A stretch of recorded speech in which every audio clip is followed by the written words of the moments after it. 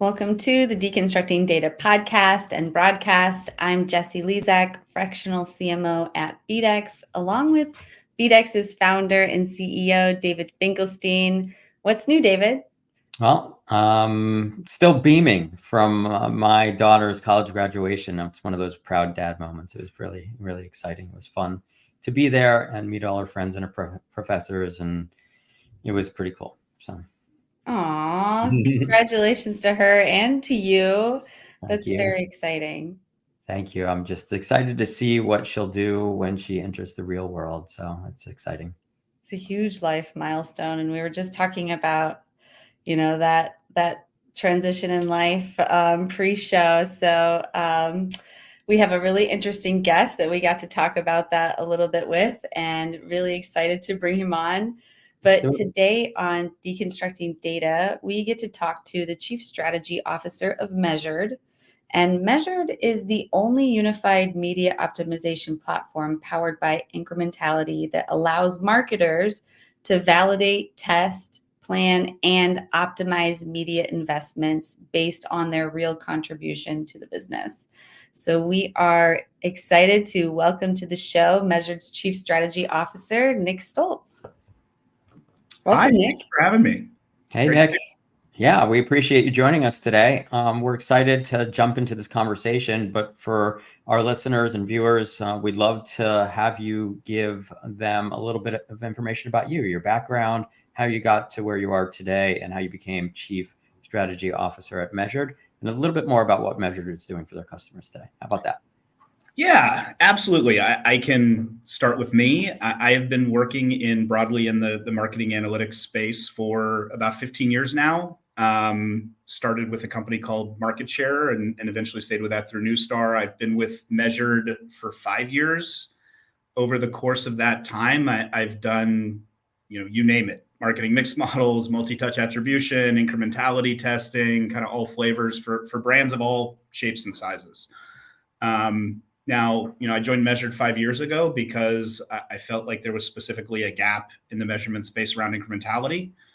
We're now 7 years old at Measured. We've gone all in on that, and we're really excited to see how much the market has come around in the last 18 to 24 months in understanding how critical it is to build incrementality as a cornerstone of your measurement practice, whether that's MMM or MTA or any other the methodologies that are out there. And that's what we're enabling marketers to do broadly. We work with about 150 brands, a lot of consumer brands, a lot of retail, home, lifestyle, tech, things like that. Looking to, as you said up front, help them optimize their marketing spend with the power of incrementality. Awesome. Well, that's great. Let's dig a little deeper into that and jump right into our first topic. We want to talk a little bit about why incrementality testing leads the way. So what can you share with us about this? Yeah, so, just going back a little bit and kind of looking at the history of the space, right? Like, marketers have been trying to prove the impact of their spend on the business for a long time, right? And I think for most of the last decade, what that had to do with was a couple different approaches. Marketing mix modeling is commonly one, essentially looking at how spend and different activities correlate with, sales outcomes, right? And trying to deconstruct how those things move together and things like that. The other common one that you'll hear a lot is multi-touch attribution and user level tracking and, what impressions and what clicks did I serve where and how did those potentially affect, a sales outcome. I think there have been a couple things that have frankly changed and things that have made incrementality a lot more prominent as part of that measurement story. I think the first one applies to any model, right? Whether it's MMM or MTA or any other approach you're using, correlation is not causality, right? If I really want to understand what's the ground truth out there, I need to go out and I need to do experiments and I need to have test groups and control groups where I vary the marketing treatment and I kind of actually see what happens, not what a model predicts, right? And that was always sort of a gap in the marketing measurement space, specifically when you look at MMM and MTA. And that's one of the gaps that incrementality solves. I think it's in a lot of ways, and I'm sure we'll talk about this later, why the space has really evolved to, MMM plus incrementality. The other one has to do with multi-touch attribution and site-side analytics and user level tracking. The walled gardens and now privacy and eventually the loss of cookies has just made that increasingly difficult, increasingly biased. And, brands have been looking for another way to be able to kind of understand what their campaigns are doing and what their digital ads are doing and things like that. And they know that the bias with those measurements is not reflected in what you see on Google Analytics or platform reporting or MTA pixel-based solutions. And incrementality is something that helps you solve for that. Mm.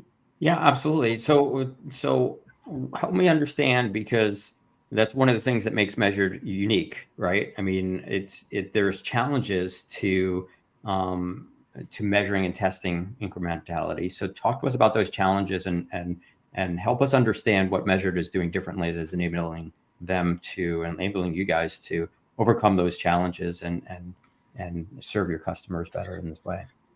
Yeah, I mean, conceptually, it makes a lot of sense, right? Like being able to put real life experiments out there to understand, look, what is the impact of my marketing, right? I mean, I think most marketers, most advertisers can get on board with that concept. The actuality is that it's not all that easy to put those experiments out there and to put them out there effectively, and to be able to do that in a way that really gets you, real insights into that ground truth. So, what Measured has done and what we've spent a lot of time doing is enabling and building out, the data science and the product and the tech and the expertise to be able to enable brands to run those experiments, run them effectively, have them powered by, really sound data science, being able to kind of take a lot of the operational lift around doing those things, which is significant, and furthermore, taking those reads back, creating those reads and connecting them to actionability, whether that's using them to train mixed models or whether that is using those observations to make budgeting recommendations. That is the thing we've gone all in on essentially enabling that process seamlessly. And there are a lot of nuances to each of that, whether it's, the challenges with the data science, whether it's, being able to automate and monitor these tests, whether it's translating these tests into, like I said, training your models or informing actionability, things like that. It's not easy. And I talk to marketers all the time that have dabbled in this or tried to do this internally. And they run into a lot of challenges along the way. Sometimes they're able to execute one or two of these tests, but doing them at scale in a way that really drives, a culture of experimentation and an ongoing learning agenda and a real competitive advantage it's difficult. And that's where we come in. Mm. Interesting. So when you're talking incrementality, you're talking across media, different media channels, and being able to measure it across those media channels, because I think that's probably one of the biggest challenges that companies have had, right? I mean, you don't know, especially with all of the changes that we have in these privacy and tracking capabilities, there's a limitation to, being able to understand who you're reaching and knowing if you're getting the incremental reach that you're trying to get. Yeah, that's right. And you can start with a very simple example, right? Something that models, whether it's MMM or MTA, has struggled with since it existed, which is something like branded search, right? Look, branded search is an important part of the media mix. We also know it's part media, it's part navigation, it's part demand collection, it's part, it jumps on a lot of sequences at the bottom of the funnel. Models have a really difficult time trying to understand, hey, if I took away that paid search, would someone have found me anyways with SEO or things like that? That was kind of the core use case. Like, look, you're really only going to understand. I mean, historically, as someone who's built thousands of mixed models and MTA models and things like that, you used to do backflips to not try to overcredit brand search and to try to get that right. Mm-hmm. The reality is the best way to kind of see what it does is to frankly turn it off in some places and create a controlled experiment and say, okay, I know Google tracked 100 people that clicked on my paid search ad and ultimately converted. But when I turned it off, I actually found that maybe 2 out of 3 of those people found me via SEO and converted anyways, right? And that's not something a model can suss out. So that basic use case, I think, is one that is pretty simple and everybody understands. Now, you want to kind of talk about how that's getting even more complicated these days and how you're going beyond branded search. I mean, think about, some of the more complicated AI products that are becoming very in vogue, right? Whether it's Facebook Advantage Shopping or Google Performance Max. These are very complicated products that are actually serving things that are, similar but different to your other Facebook or Google campaigns. You don't necessarily know exactly what they're doing. You can certainly set them up and give them settings and keywords and audiences and things like that, where you kind of point them in a direction. But ultimately, you don't really know what these things are doing unless you go in and you very specifically test them. So, you think about, you start with what it is a very simple case, like, well, what happens, what does my brand search do? What is truly incremental versus how do I kind of stay on top of what is an increasingly complex landscape, an increasingly, larger mix of channels, a landscape that still is dominated by Google and Meta, but I'm touching consumers at all points in the funnel across a whole number of channels. And now you start throwing in things like privacy and the deprecation of cookies and these complex AI products. Frankly, there's no model that's going to stay on top of that unless you are regularly training it with these sorts of in-market experimental observations on a regular basis. And this stuff is speeding up. It's not slowing down. Mm. Yeah.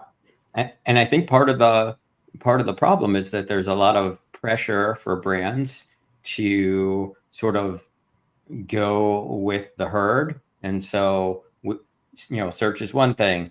And then you have, everybody decided they needed to be on social. Now it's CTV. And it's like, unless you're doing this level of testing, what you're talking about, you don't really know what's working, right? You're just kind of following the herd and you're spending money where everybody else is.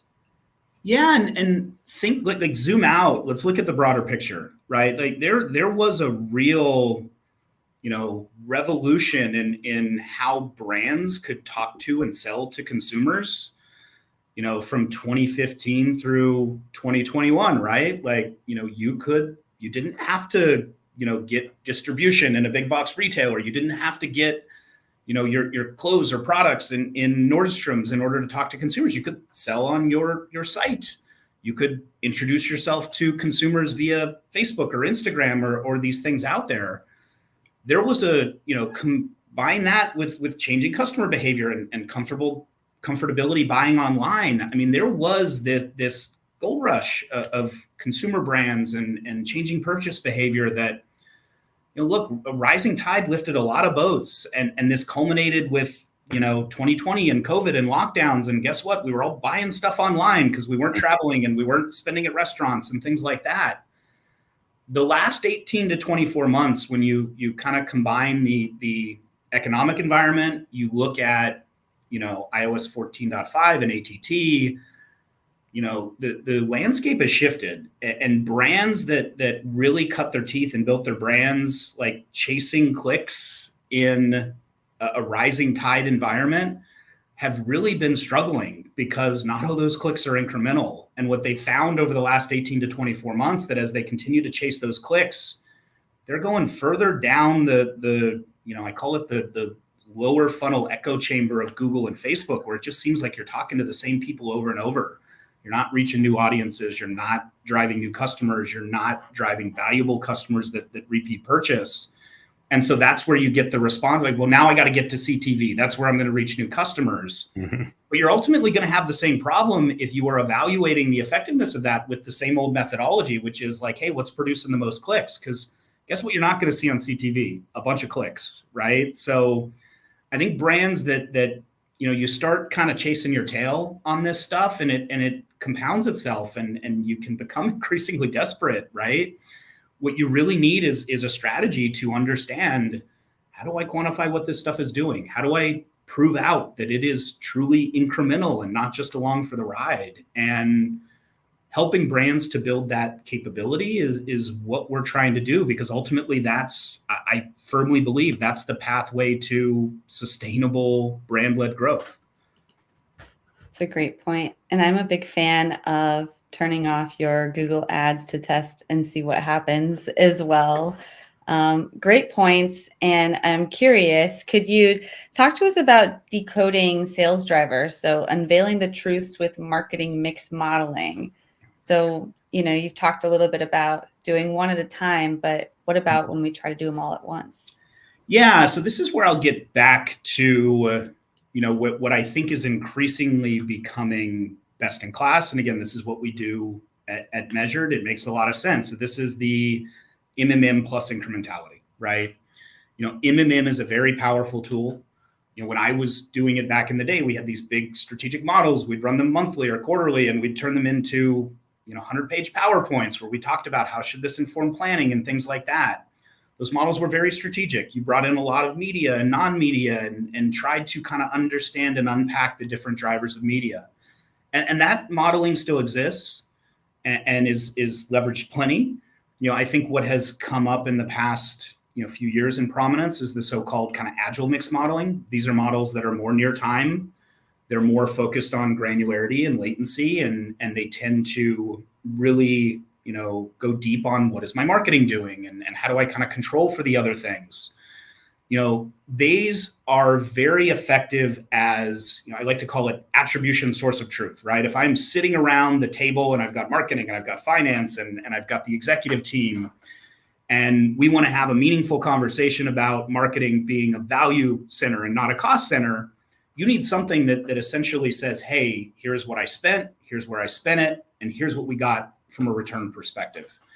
And mixed models are very valuable in serving as that source of truth, because they're not limited by privacy, and they can be something that you can look at on a weekly or monthly basis to kind of understand what's going on. You can use those to inform budgeting decisions or things like that. So it's a powerful tool, and I've been very happy to see how much kind of mixed modeling has hit yet another kind of wave of adoption over the past couple years, pushed on by some of these agile techniques. Now, this is where mixed modeling plus incrementality becomes really powerful. So I mentioned the kind of correlation is not causality. Incrementality helps solve for that, right? So if you are using, and I'll get a little nerdy here, best practice from a mixed modeling perspective is something called a Bayesian hierarchical framework. And that's a very fancy way of saying that models look at data inputs, they try to match those data outputs, but they need some guidance. You need to set some guardrails on those, right?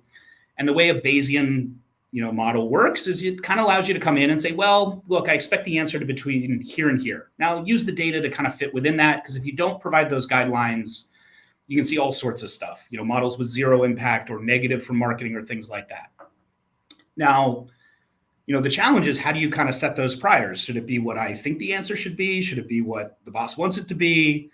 Or should it be based on an experimentation program where I have real observations of how that marketing performed, right? So you start thinking about the experiments we talked about up front.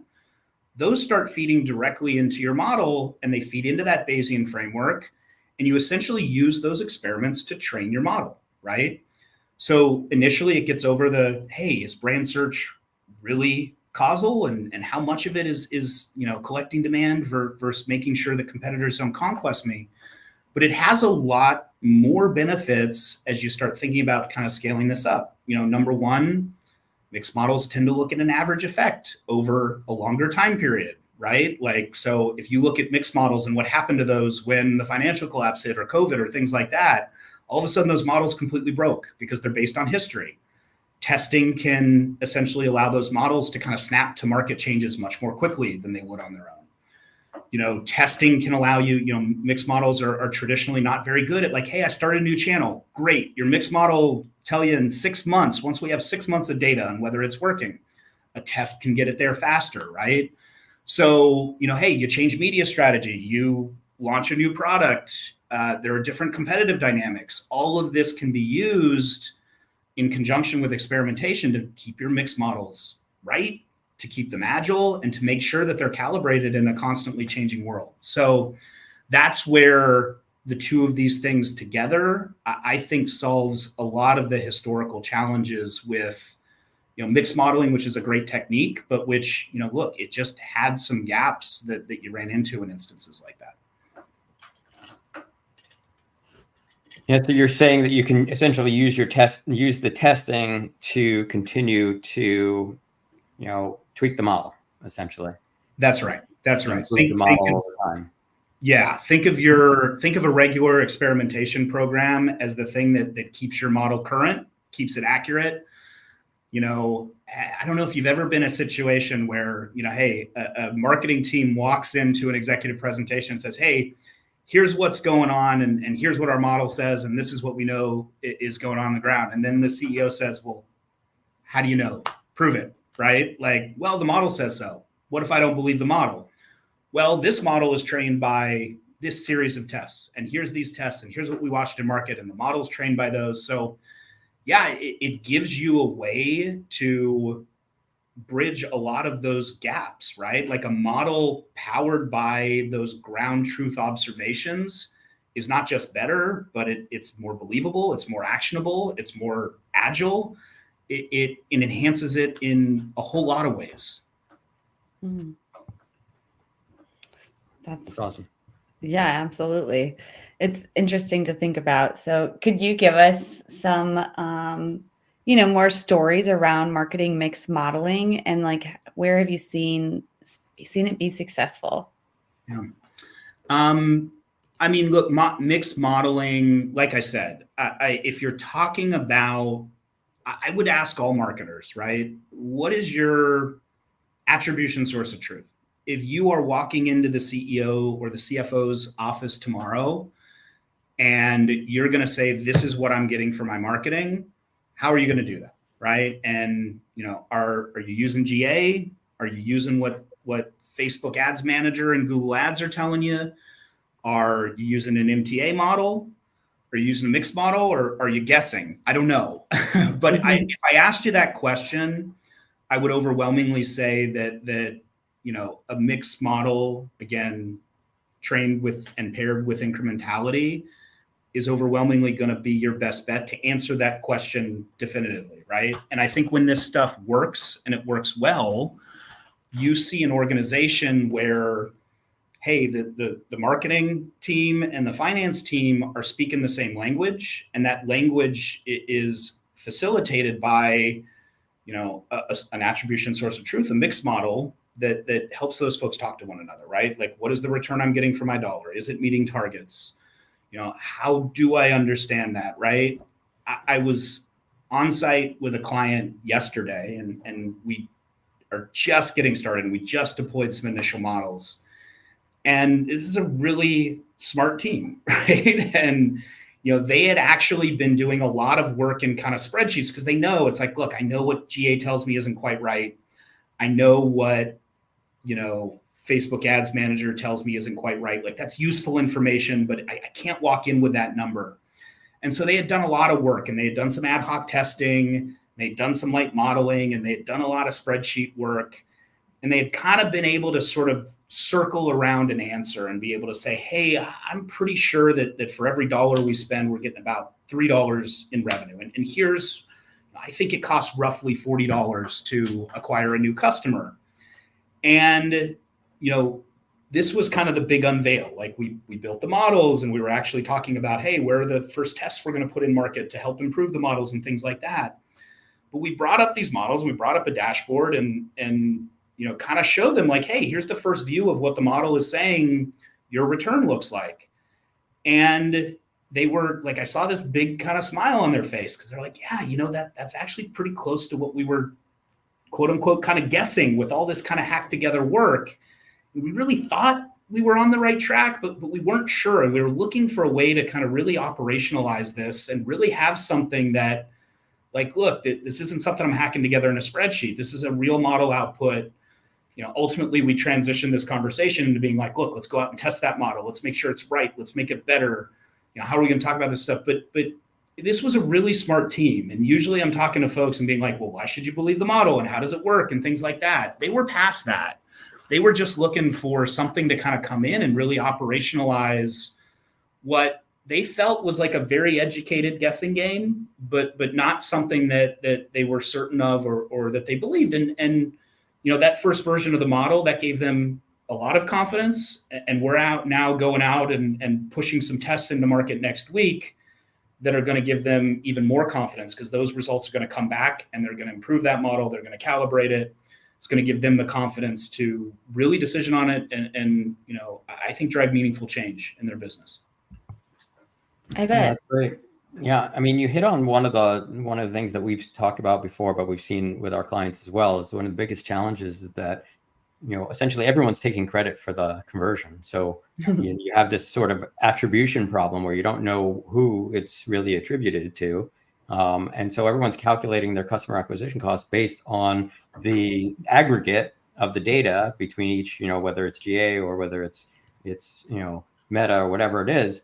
And they're taking that aggregate and they're saying, okay, well, my CAC is $40, but at the same time, they don't, without having done, the testing exactly like you gave as an example, shut one off, test it, see how it goes, shut the other off, test it, see how it goes. Because the reality is, since they're each taking credit for the conversion, you're, in many cases, I think that with that level of experimentation, you can actually cut down your costs without even really, changing what you're doing necessarily, just changing how you're looking at your attribution models. Yeah, it's a fun exercise. And one of the ones that we'll do, we have a lot of API connectors, right? So one of the things we do, we bring in all the spend across all your media channels. We also bring in all of the conversion credit that everybody's claiming. And one of the first things we'll do is like, let's add all the conversion credit up and let's compare it to how many actual sales you did in that same period. And it, generally speaking, is like double, right? Yeah. So like literally they're claiming twice as many sales as you actually had in the time period, right? And it's illustrative of the obvious, right? Like there's a lot of overlap on these channels. Just because I was just because I served an ad to someone converted didn't mean that I drove that conversion. But it becomes pretty stark when you kind of pull it up and be like, oh yeah, they're claiming twice the sales I actually took. Yeah. Or conversely, you look at something like, again, and MTA or Google Analytics. I'll use Google Analytics as an example. It's like, look, what are we crediting here? Well, we're crediting the stuff we can see, clicks that happen at the bottom of the funnel. And look, those clicks that happen at the bottom of the funnel are an important part of our marketing strategy, important part of the conversion. But like, you're not seeing impressions, walled garden impressions at the top of the funnel. You're not seeing, awareness or reach drivers that help drive consideration and get people into the funnel. Like, you're crediting what you see. And what you see is the stuff that tends to happen last and tends to happen right before a conversion. It's the stuff that also collects a lot of demand and is the most likely to, serve to someone who may have been likely to buy anyways. And in that situation, you kind of see folks that have kind of chased this, I call it chasing clicks. They've essentially lined up their marketing mix against, all those one-day clicks that they're able to see in GA, and they end up being really overloaded at the bottom of the funnel, and there ends up being a lot of waste in that. And unpacking that becomes, like I said, that becomes part of the exercise. Yeah, definitely. And it tells a different story too, right? When you change things around, I can imagine like looking at a company like maybe that one, for example, that you were talking about, they had basically studied their own and done it all manually to figure out their attribution. But I've seen where like there's some of these mainstream tools that you see all in one, CRM and marketing platforms that will primarily use first touch attribution. And so then we take that data, first touch attribution, and you compare it to, well, one, even just what customers are saying, how they heard you, like the story just doesn't, it's not the same. But it does tell the story, sort of like what you're saying, where you see a lot of the bottom of the funnel actions getting all of the credit. Whereas maybe it was something that happened in a walled garden, like they saw a LinkedIn post or they saw a LinkedIn live, but then they heard of BDEX through that and went and Google searched BDEX because they heard about it. But then that would get the credit for the first touch attribution. So when you take these models or these businesses who've been, relying on these first touch attribution models for a long time, and you sort of flip them on their head, it's kind of shocking for a lot of them. So I'm curious, like, do you bring in qualitative data based on like what customers say in terms of how they heard about you into your modeling? Yeah. So you're talking about like post-purchase survey type data? Yeah. Yeah. So where and when that exists, we do use it essentially directionally to inform the models. We find that information to be useful. So if you look at channels, it's particularly useful for channels that are historically very difficult to track and or model. I'll use an example like podcasts. I personally listen to a lot of podcasts. I believe in Yeah. podcast advertisement, but it is a very difficult channel to measure with testing because outside of some of the new sort of Spotify programmatic type stuff, a lot of that stuff is direct buy, right? Like you can't really build an experiment off direct buy. Historically, marketing mix models have been terrible at podcasts because you don't know when or how people are listening to them, right? Like you don't know you might know when they were downloaded. You don't know when people listen, right? So the data streams on your market exposure and trying to correlate that to sales end up looking very wonky, right? So at the same time, if you start seeing that, hey, I've got a meaningful number of folks that are, saying that I heard about you on so-and-so podcast and a post-purchase survey and things like that, you can use that to essentially kind of directionally inform your modeling from a prior index and things like that. So that's where, like I said, the way, if you are building a model, right, and ultimately you want to either directly or indirectly incorporate any useful data stream that you have, right? Now for Facebook spend and impressions and clicks and things like that, you can push those into a model, right? Like that can be an input into the model. For something like a post-purchase survey, maybe you use that directly, or maybe you kind of use it indirectly to inform priors or things like that, and then let the model kind of fit within that. That's where I think, modeling is becoming an increasingly powerful technique, especially when you think of machine learning and computing power and things like that. More and more brands are going to move towards, a model where you are able to kind of put in all of these different signals to improve the fit of the model, right? Whether that's experiments as signals, post-purchase surveys as signals, the direct model inputs that you're getting from, your spend and your exposure and things like that. The opportunities I think are really growing, after, iOS 14.5 and a lot of the ecosystem was broken. Like people move towards, hey, I'm going to look at a lot of different things. I'm going to look at a mixed model here and my MTA model here and Google Analytics. And I'm going to try to like come up with an answer that sort of splits the difference between all of them. The challenge with that is that like, look, when you have 4 different answers, people tend to pick the one they like or the one that suits them at the time.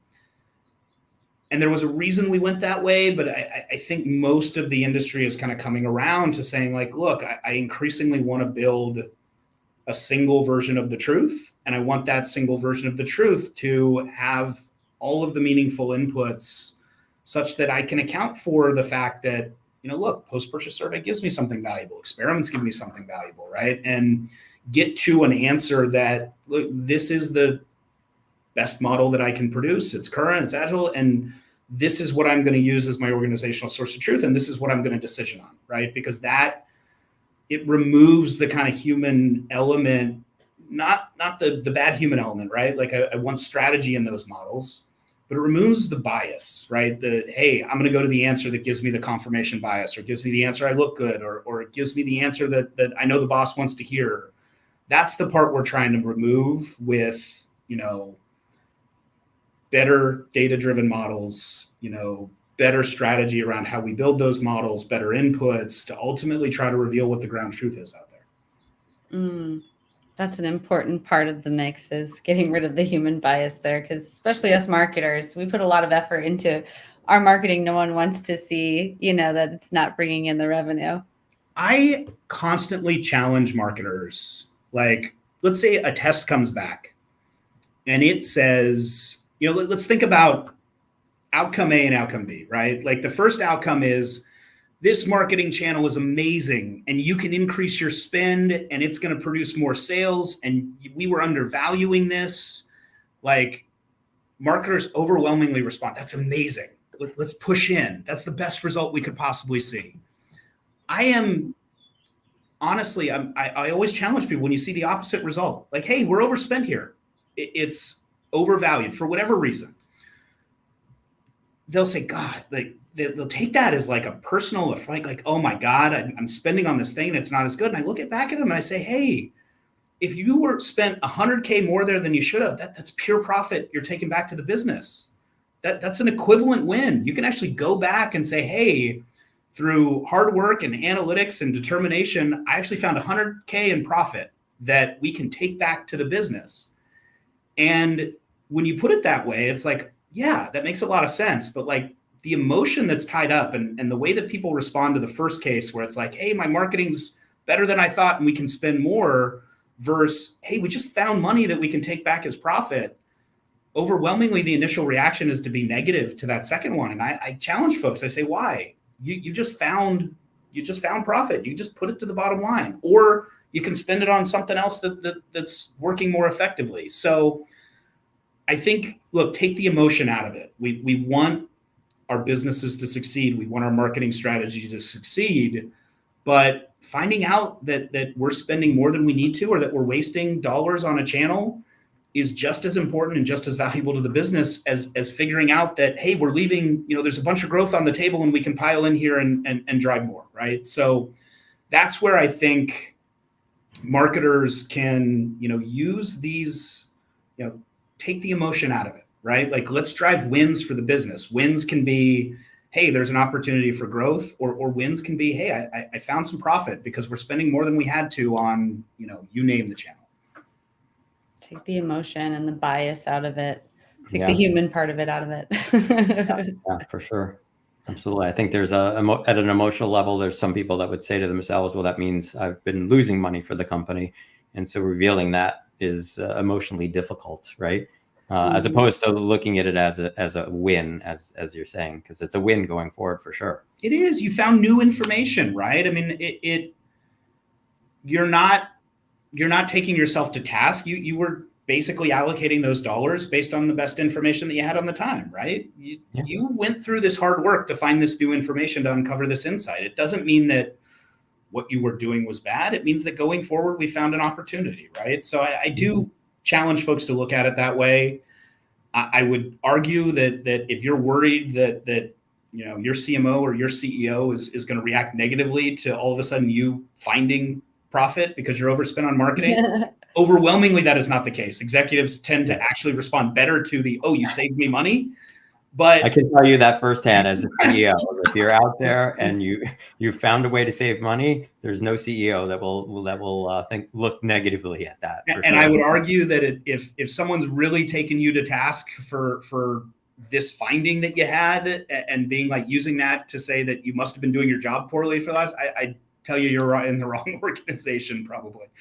Yeah, it's a good point. Well, and speaking of, feeling like maybe you've spent too much money on something, our third topic I want to make sure we get to, because we still have to get to tech stack too, is social media spending. Yeah. So unmasking over-reporting and maximizing ROI. Was it Facebook that you had in mind with this topic? Look, I think it applies to all social media. I mean, look, I see a lot of dollars across, Meta, Pinterest, Snap, TikTok, YouTube, you name it.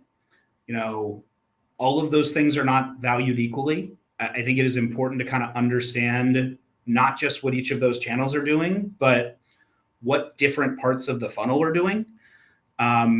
when I go in and I look in Facebook Ads Manager and I look at my prospecting campaigns versus my retargeting campaigns versus my retention campaigns, those things, what the reporting that you see in Facebook and the conversions that they report, those are not all created equal, right?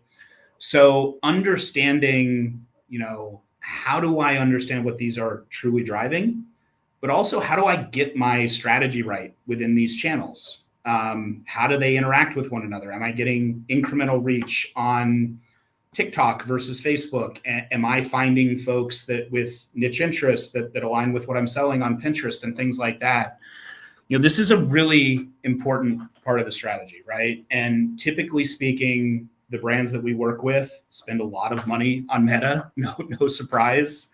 As much as 30 to 40% of their budget in some cases, and making sure that the strategy within Meta, not just am I over or underspent on Meta, that's usually not the case. It's more about, am I balancing properly across, my media funnel and my media strategy and how I'm bringing in new customers versus how I'm talking to folks that are already in the funnel and things like that.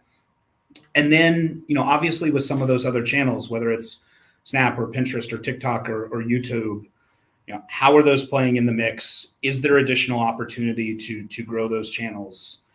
Certainly, tracking and conversion tracking on TikTok is not as advanced as Facebook. So often when you kind of go out and test, you get very different results around how incremental conversions I see on TikTok are because of some of that tracking. Certainly Pinterest offers a unique challenge because a lot of the value in Pinterest is where it sits in the funnel. And so we overwhelmingly find that, hey, some of those longer tail view through conversions on Pinterest really are meaningful and valuable, and it operates a little differently than Meta or some of the other, or Google or some of the other channels out there. So really understanding how to get that strategy right and how to maximize the return that you're getting. That's a very important piece of what we're doing, just given how much of the effort and how much of the budget is focused on these social channels. Absolutely. And especially with mixed modeling, we'd hope that, they're taking into consideration all the different platforms. But, we want to make sure we get to our fourth topic, because we ask all of the guests on Deconstructing Data, what are some of your favorite tools in your tech stack? And we want to make sure we get this answer from you too, Nick.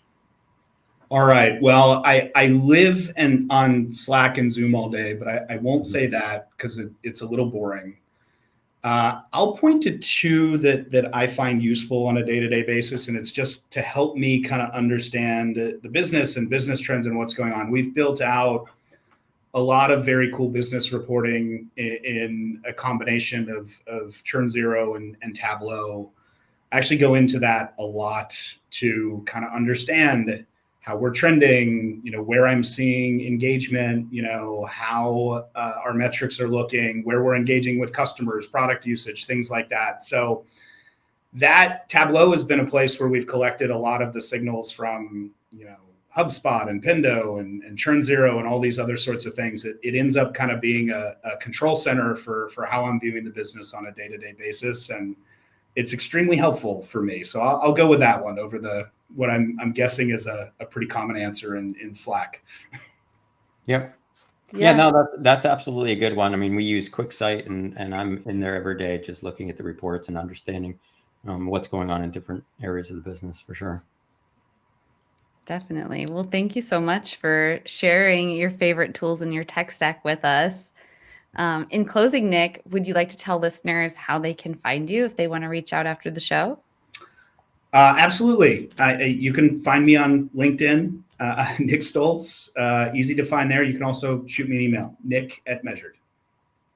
Awesome. Thank you so much for sharing that. And thank you so much for coming on the show as well. This has been a really great discussion. And audience members, we invite you before we leave to make sure you're getting powered by BDEX so you can build authentic connections with your audience and drive unprecedented engagement with the right data.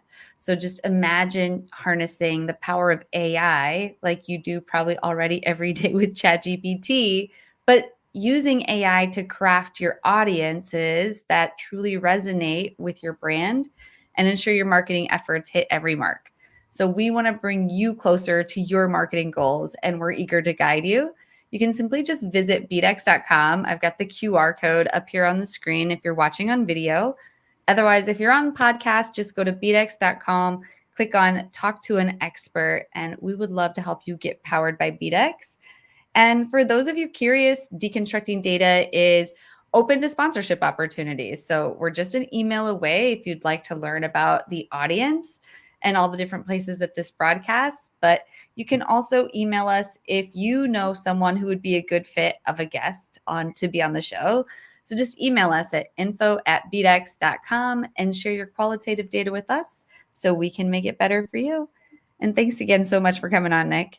Thanks for having me. It was a lot of fun. Thanks, Nick. It was great to have you on the show. Bye-bye.